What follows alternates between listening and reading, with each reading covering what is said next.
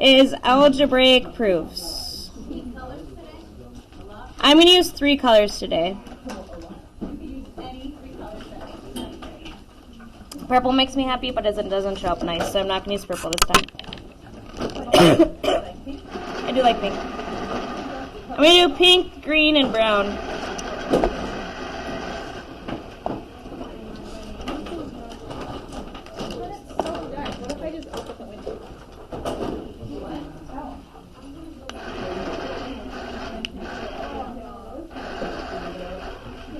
Alright, so we're jumping back to algebra. Sometimes you have to.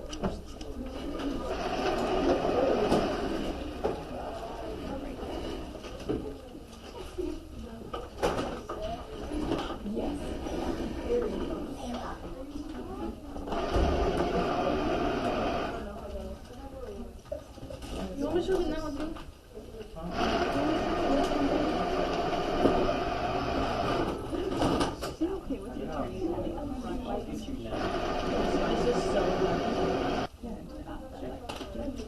Okay, algebraic proofs. So today we're going to do algebra, and we're really only going to do what we've already done. But we need to write out the rules that we're going to follow in algebra. Okay? Remember yesterday when we did crazy A's, how many rules were there really?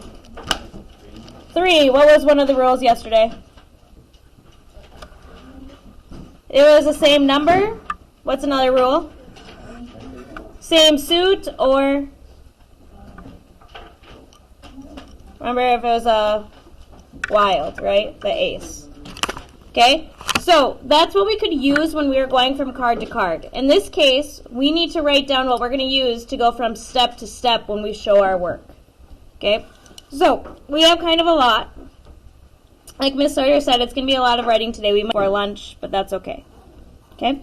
So first thing we're going to do is our properties. Properties are like rules, but in math. And it's properties of equality.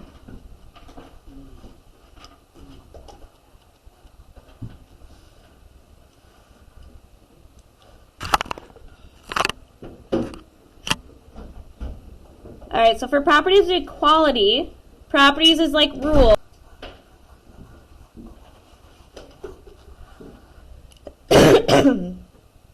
And what's the base word of equality? Equal. So it's how we're going to keep things equal through our problems. Okay, now there's 3 rules of equality that we do really well and we do naturally, and we do it almost every day, but we just don't realize that we're doing it every day. So we're going to name those properties first. There's 3 we use a lot. Okay, and the first one is the reflexive. So for property of equality, I'm going to do a capital P, lowercase o, e. And that stands for property of equality.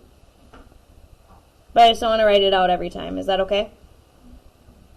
But when we say it, even though it's a P-O-E, we need to know what that stands for. So when we say it, we're going to say reflexive of equality. Alright, when we hear that word reflexive, what word does that kind of remind you of? Reflect. What does reflexives kind of sound like? Reflect, or like a reflection, right? If you look in the mirror and you look at your reflection, who's in the mirror looking back at you? Yourself. You are looking at yourself in the mirror, right? It's kind of the same idea as reflexive. It is something is always equal.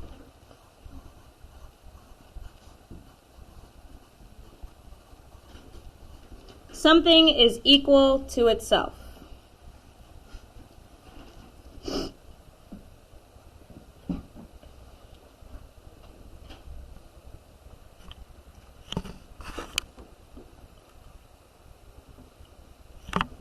All right, so for example, 5. 5 equals 5. 5 is equal to 5, right? So I'm going to call that green. Green equals green.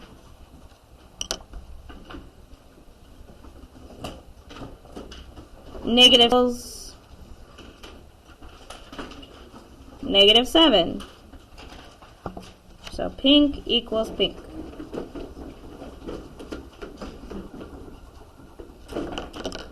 So really it's for any number. So if I have j, that's my variable, for any number, j is equal to j.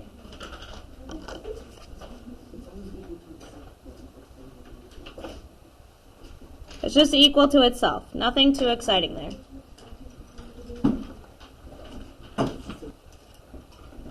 Alright, that's our reflexive, sorry. I attempted to run this morning. I ended up just doing a fast walk outside, but screwing up my lungs. Alright, reflexive property of equality. Next up, we have our symmetric property of equality.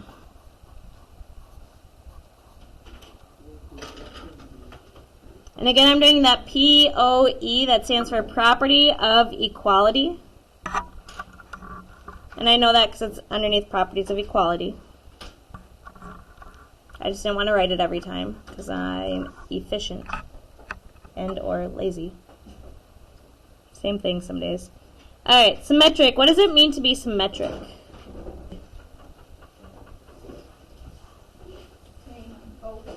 Good. Same on both sides. It's like it's the same. Yeah, both sides. Like a butterfly has symmetry because one side is the same as the other side. Okay.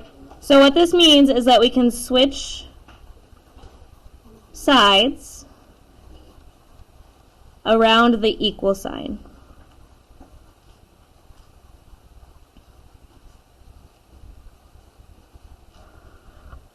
So the symmetric property of equality says that we can switch our sides around that equal sign. So what that means, like if we look at Leo's problem here, when we said x equals 2, if we wrote it as 2 equals x, that's still the same. So if we write x equals 2, we could rewrite that as 2 equals x. That means the same thing. We do that a lot in math where you see something and you might just flip it around. So to color code this, I'm going to do green equals pink.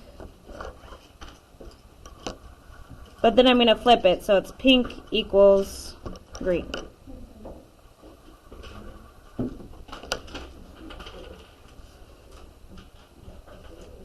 Okay, if we do something a little bit more complex, same idea. If I have 17 minus y equals 4, how would I flip those or switch those sides? What would I have to start with? 4 equals, good, 17 minus y. We don't switch what's on the side, we're just taking them and flip-flopping it. So this went here, this went here. Okay, again, if you want to color code it, you can.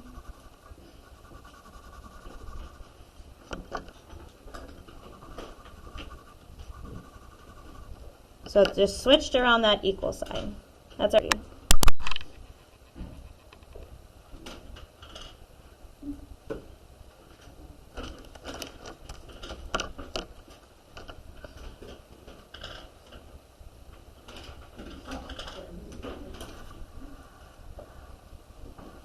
Alright, last one where these are ones that we use relatively frequently, calling them their names.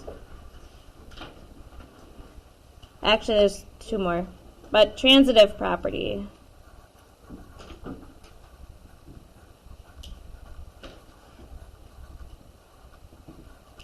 it's property of equality.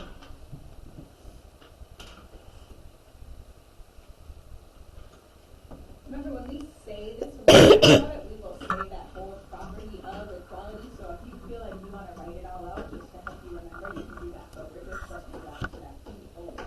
Is that okay? Should I be writing it out? Okay. Alright, transitive property of equality is really similar to that syllogism. Remember, syllogism was if G leads to H and H leads to K, then we know G leads eventually to K.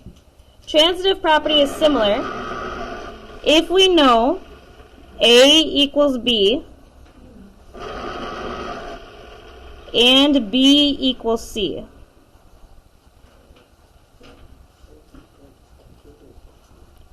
So if I know that Eloise is the same age as Khadijah, and Khadijah is the same age as Simon, what do I know about Eloise? They're all the same age, which means Eloise and Simon are the same age. So if A equals B and B equals C, what hasn't been said that we know? A equals C. Okay, so I'm going to color code this. If A goes to B, and then I'm going to color B in that same color, B goes to C. So I have pink goes to green. Green is the same as brown. So really, same as brown.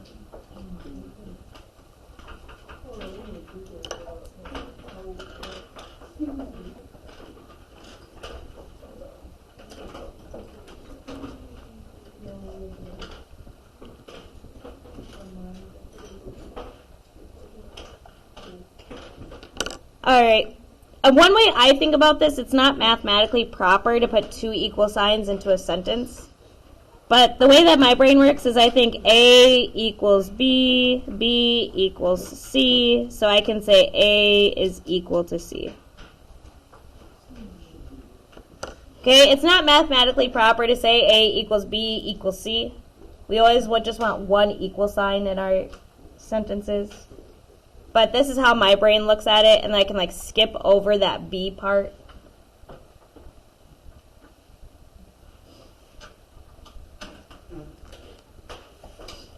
All right, next up we have the substitution property of equality.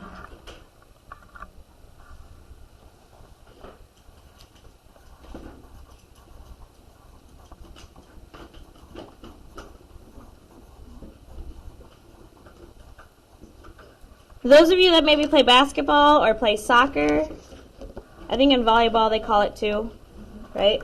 If you sub in or sub out, what does that mean? Yeah, you go in and a guy.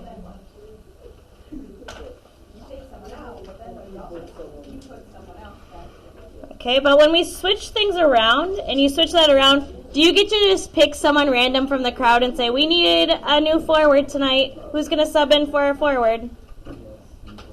No, you get someone that is the same amount as that forward. You get another forward to sub in, okay? Sometimes if you're short on people, you grab another soccer player. But you wouldn't grab like a 2-year-old and be like, hey, good luck. Right? You'd want to grab someone that's the same age as everyone that's playing. Okay? All right, so substitution property means that we're going to switch out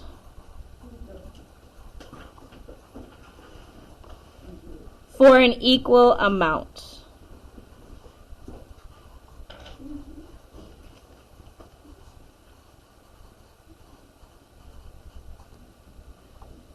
So we're going to switch out for an equal amount, which we do in math all the time. In fact, when I was trying to get you guys to figure this one out, you guys looked at me like I was super dumb. Okay, on Abdiazi's problem, when we wrote 36 minus 12, rather than continuing to write 6 minus 12, what did we end up writing 36 minus 12 as? Yeah, what's the answer? 24. So instead of writing out 36 minus 12 every time, we just wrote 24. We switched out for the problem for the answer.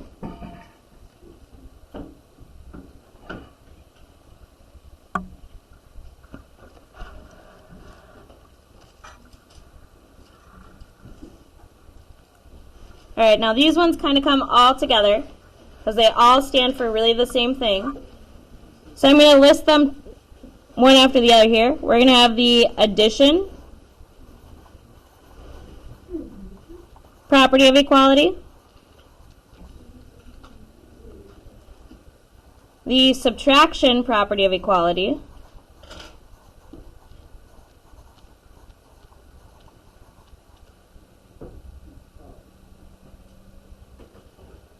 the multiplication property of equality,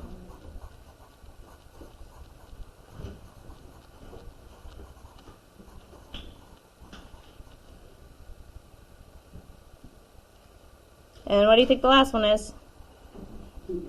Oh, division property of equality. Or operations. These kind of have all the same meaning, except we're going to be using different operations as we do it. And this is what we use when we solve an equation. So we did this here in this step where we added 7 to each side to undo that minus 7. Okay. So these addition, subtraction, multiplication, and division is what you did of the equation.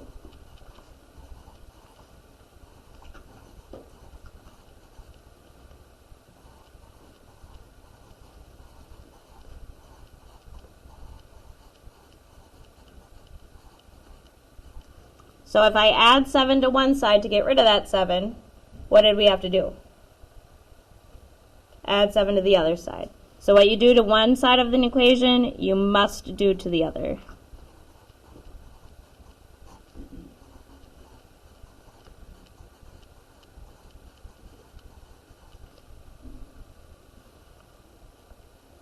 What you do on one side of the equation, you must do to the other.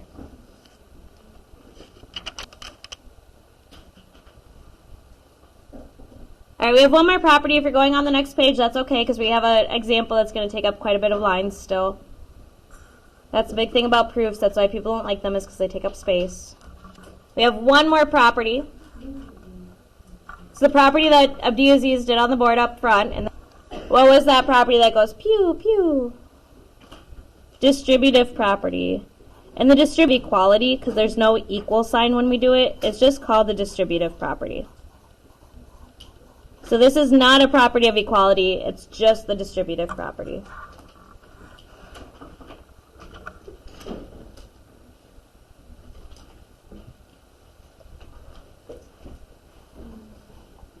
So I have A, and then I have B in parentheses.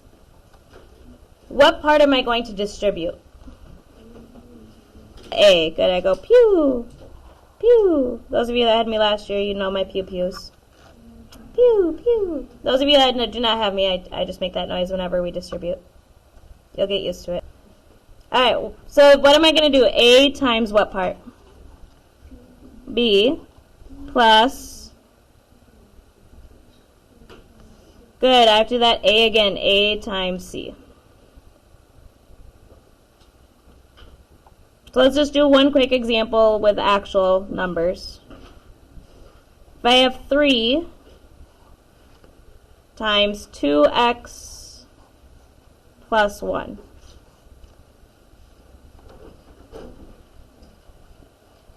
And I use that distributive property. Pew, pew. That tells me I'm going to do 3 times, what's the first part? 2x. And then 3 times 1.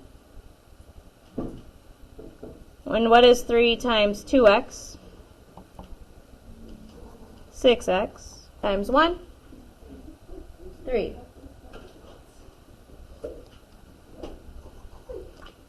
Alright, those are all the rules we're going to use when we do algebraic prop. Now we're actually going to do a proof. We're actually going to do a problem. We're not done with notes yet. So on the next page, we're going to just set up our proof before we go to lunch. So don't pack up. Shouldn't have said the L word. All right. Lunch. 36 equals 3 times the quantity of 2x plus 4. So our if is like the problem. Problem on the board when we walked in. Our conclusion is going to be what answer should everyone have gotten. And this is the exact same problem that Abdiaziz did. What was his answer? X equals 4.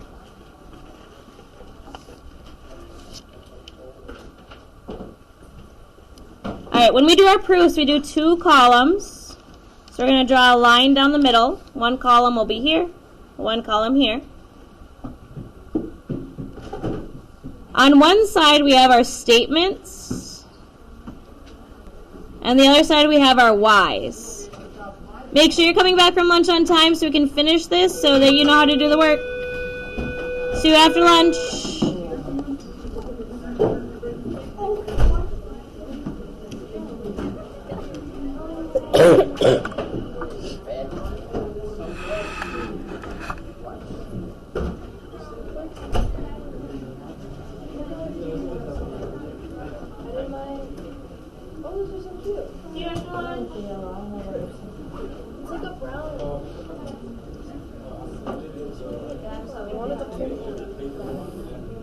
I'll get it in. And probably something else. Yeah, I'll go around. I'll do it this weekend.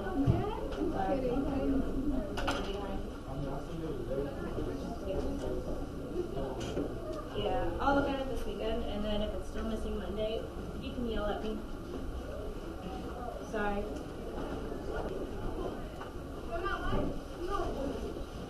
So anyway, do you want to give this to you? That's just like, promise. You got it.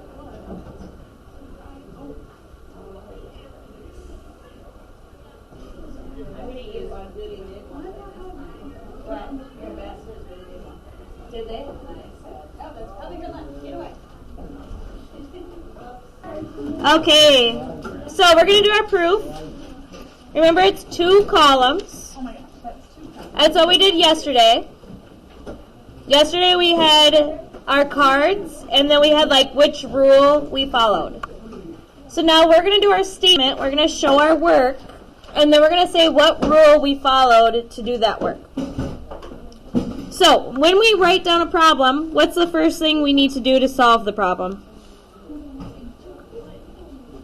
Write the problem. So I'm going to just copy it just as it is. 36 equals 3 times 2x plus 4. Now I put that a there because it's going to match with this reason. I'm going to put an a here. That way whoever's reading this knows that these two go together. Some people will take up more lines than one, so it doesn't... Column 2. Our first reason is always going to be the same word, and that is what we are given when we're given the problem. Okay? So remember we talked about that up here. We said what was obviously the very first step? Write the problem. Yeah. And where did he get the problem? He got the problem? We gave it to you. Okay, so that first reason is always going to be given. Alright, now we're going to just show our work step by step. Some people, when they do equations, they like to show all of that work first, and then they go back and write in their reasons. We're going to just do it step by step as we go. So what was the next step that we did? Distributive. We would do that pew pew.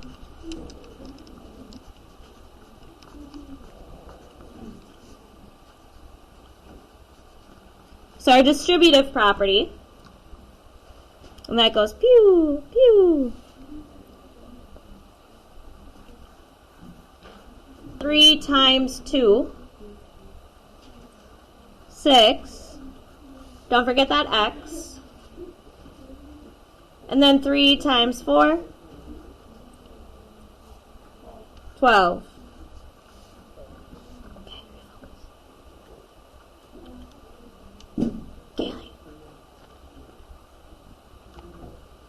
Alright, after we did distributive, then what was our next step?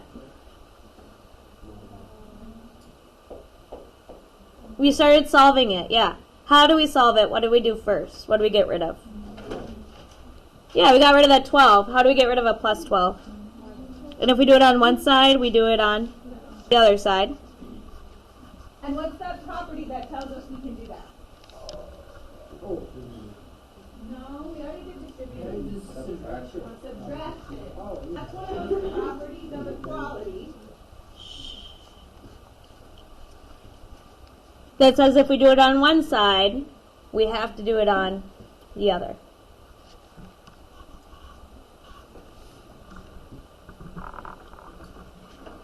Now, instead of writing this out as 36 minus 12 again, we can just switch that out for the answer. It's 36 minus 12. 24. And 24 equals, what am I left with on this side? 6x plus 12 minus 12? No, what do The I, property that tells us we can just instead write the answer we know.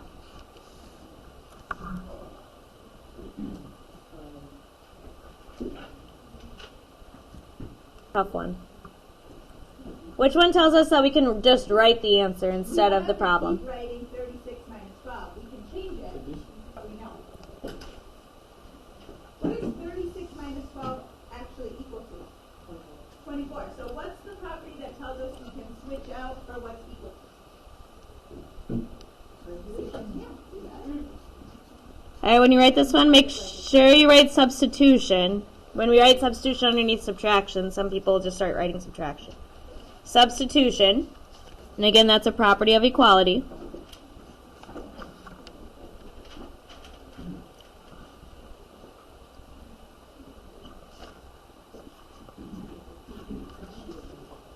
Alright, what's next when we solve that equation?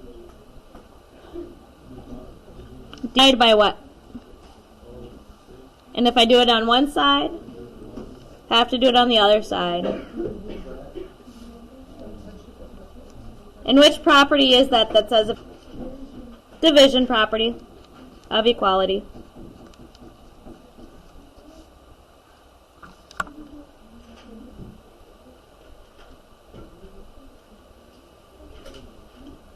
Alright, now we're going to swap that out for what it's equal to. And we don't really ever think of it as like swapping. I think about it as like, this is when we do the math. Okay, I'm going to do the math. What is 24 divided by 4? 6x divided by 6? What? What? Just 1. So 1x is just x.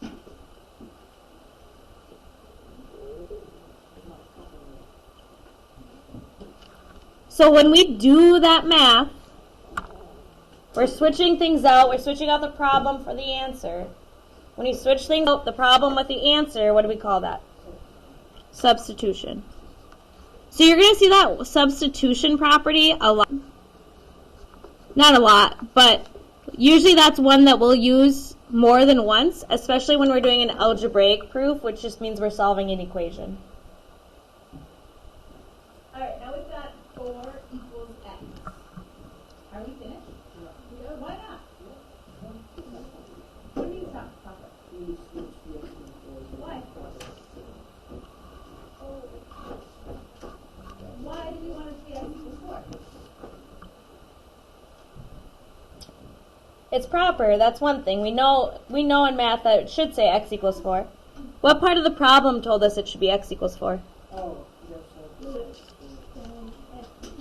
The hypothesis. The conclusion. Yep, that's what I The meant. conclusion was x equals 4.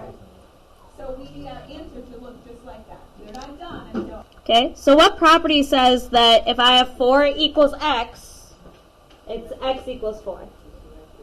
Symmetric.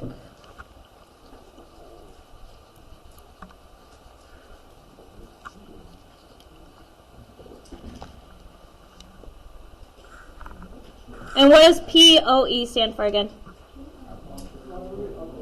Oh my God.